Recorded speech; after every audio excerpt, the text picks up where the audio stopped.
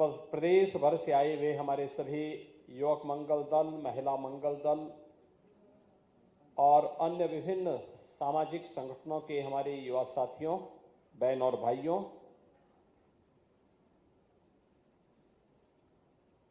मैं सबसे पहले आज के इस समारोह के अवसर पर उत्तर प्रदेश सरकार और उत्तर प्रदेश की 25 करोड़ जनमानस की ओर से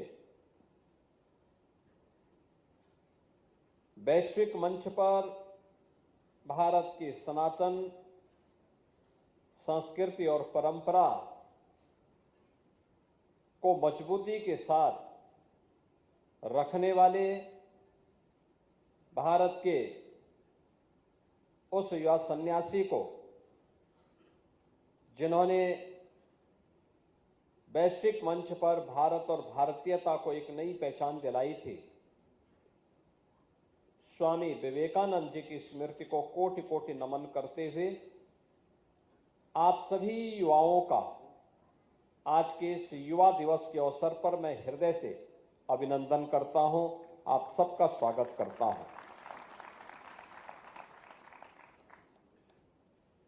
हर व्यक्ति जानता है कि स्वामी विवेकानंद जी ने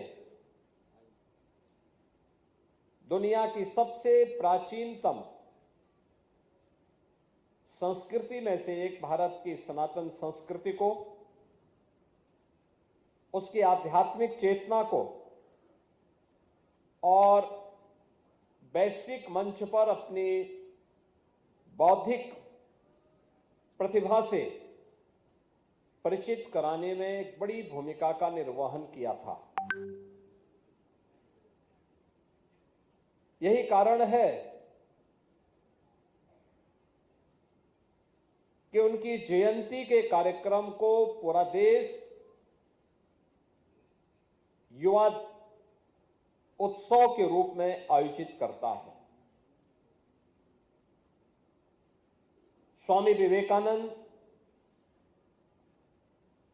जी की वह प्रेरणा जो प्रत्येक भारतीय को आगे बढ़ने के लिए प्रेरित करती है, वह एक शाश्वत प्रेरणा है। हर देश, हर काल, हर परिस्थिति में हम सभी का मार्गदर्शन भी करती है। एक ओर जहां हम लोग स्वामी विवेकानंद जी का स्मरण कर रहे हैं, वहीं दूसरी ओर आज जीजाबाई मां साहिब की भी पावन जयंती है। जीजाबाई मां साहिब ये छत्रपति शिवाजी महाराज जिनके संस्कारों से पले बढ़े और जिनके सानिध्य में, जिनके मार्गदर्शन में उन्होंने हिंदवी साम्राज्य की स्थापना उस कालखंड में की थी, ऐसे राष्ट्र नायक को गढ़ने वाली, ऐसे राष्ट्र नायकों को आगे बढ़ाने वाली जीजाबाई मां साहिब की भी पावन जयंती पर मैं उनकी स्मृति को कोटि कोटि नमन करता हूं। युवा साथियों, जब हम स्वामी विवेकानंद की बात करते हैं तो स्वामी विवेकानंद उस भारत का प्रतिनिधित्व करते थे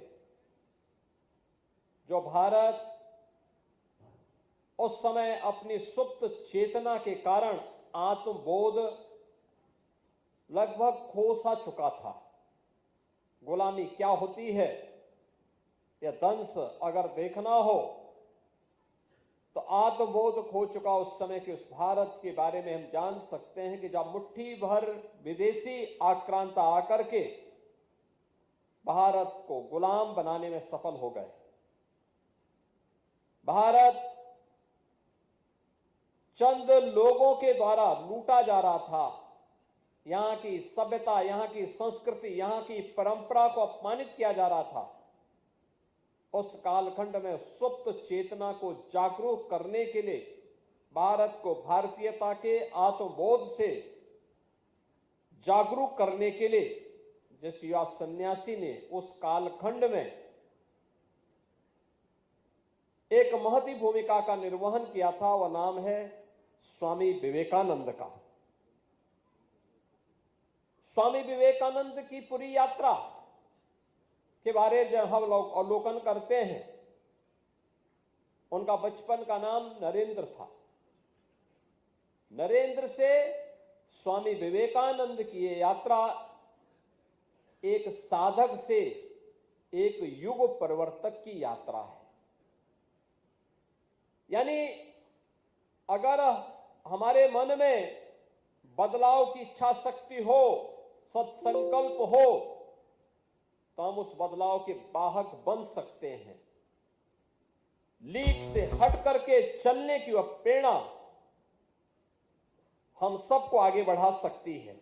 और उन्होंने अपने जीवन का मंत्र भी बनाया था, भारत के कठोपनिषद के उस मंत्र को, जिस मंत्र ने कहा था उत्तिष्ठ जागृत प्राप्य वरान्य बोधत, यानी उठो,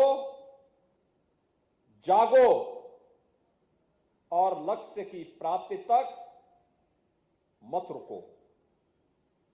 यानी हर भारतीय के लिए और खास तौर पर युवाओं के लिए यह मंत्र एक नई प्रेरणा बनी थी। उनका स्पष्ट संदेश था, लक्ष्य पर एकाग्रता,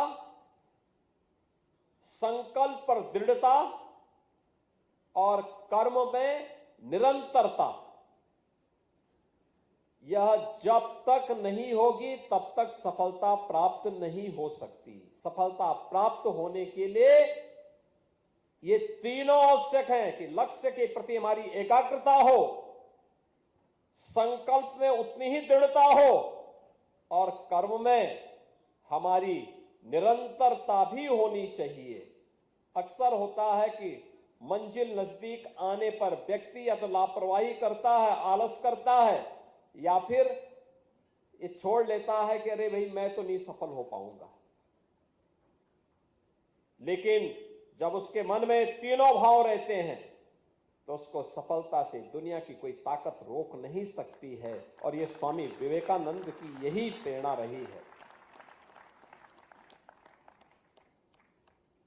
गुलामी के कालखंड में जब भारत अपने उस आत्मबोध से विमुख हो चुका था, विस्मृति के उस कालखंड में जी रहा था, तब शिकागो की उस धर्म सभा में स्वामी विवेकानंद ने घोषित किया था कि मैं भारत की उस परंपरा से आया हूं जिसने सदैव मानव कल्याण का मार्ग दिखाया है। यानी हमने किसी का छीना नहीं, हमने किसी को जबरन गुलाम नहीं बनाया। हमारे पास बल था, हमारे पास बुद्धि थी, हमारे पास वैभव था, लेकिन हमने किसी पर जबरन अपनी बात को थोपा कभी नहीं। क्योंकि दुनिया की कोई भी पीड़ित मानवता जब भी भारत के अंदर आई है तो भारत ने उसे उसकी विपत्ति के समय शरण दी है, उसका संरक्षण दिया है, उसके संवर्धन में अपना योगदान दिया है, और उस परंपरा का प्रतिनिधित्व मैं कर रहा हूं। उन्होंने कहा था कि जिसने सदैव मानवता के कल्याण का मार्ग दिखाया है, मैं उस परंपरा का प्रतिनिधित्व इस समिट में कर रहा हूं और मुझे गर्व है कि मैं हिंदू हूं।